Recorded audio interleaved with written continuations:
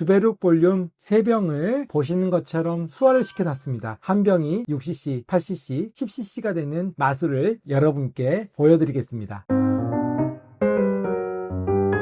진료실에서 고객님과 대화하다 보면 주베룩 볼륨도 해봤지만 결국 스컬트라만한 것이 없어요 라고 다시 스컬트라를 선택하신 분도 계시지만 저희 클리닉 기준으로 보면 최근에는 주베룩 볼륨이 시술 비용이 저렴한 것도 있고 마케팅이 잘 되어서 그런지 몰라도 현재는 주베룩 볼륨에 대한 상담 문의가 더 많습니다. 스컬트라와 마찬가지로 주베룩 볼륨도 유리병에 콜라겐 유도제가 담겨져 있고 이거를 시술하기 위해서는 물을 넣어서 하루 전에 수화를 시켜 놓는 것이 필수적인데요. 주베룩 볼륨 회사에서 권장하는 수화 용량이 있긴 하지만 그것이 절대적인 것은 아닙니다. 저는 주베룩 볼륨 한 병을 상황에 따라서 6cc, 8cc, 10cc 이상 이렇게 나누어서 사용하고 있습니다. 6cc보다 더 적은 용량으로 진하게 희석하는 것도 가능합니다. 하지만 너무 진하게 희석될 경우에 의도치 않게 너무 뭉쳐서 콜라겐 유도제가 들어갈 수도 있고 제품의 특성상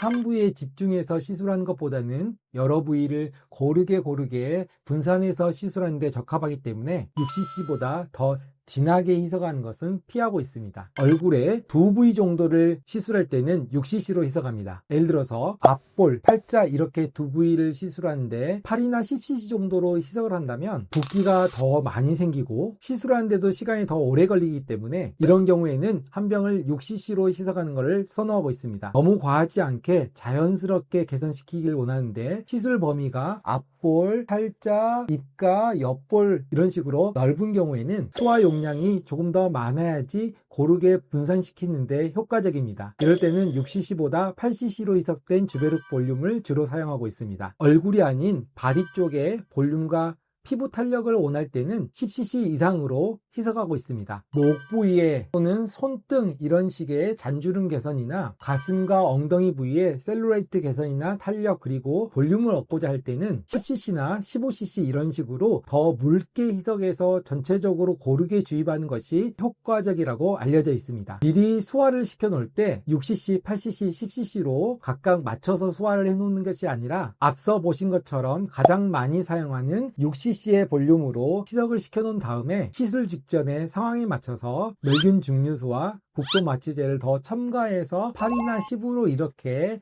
한 병을 만들어서 사용한다고 보시면 되겠습니다. 정리를 해보겠습니다. 주베룩 한 병을 몇 cc로 소화하느냐에 대해서는 시술하는 의사의 선호도, 시술 부위, 시술 범위에 따라서 맞춤형으로 조절이 가능한 것이지 무조건 한 병이 몇 cc다 이렇게 정해진 것은 아닙니다. 콜라겐 시술이 처음이고 관심 있는 분들에게 도움이 될까 해서 이번 영상 준비해봤습니다. 지금까지 대한민국 콜라겐 시술의 중심이 되고픈 강남역 콜라원 클리닉 이신호 원장이었습니다. 다음 시간에 또 만나 뵙겠습니다.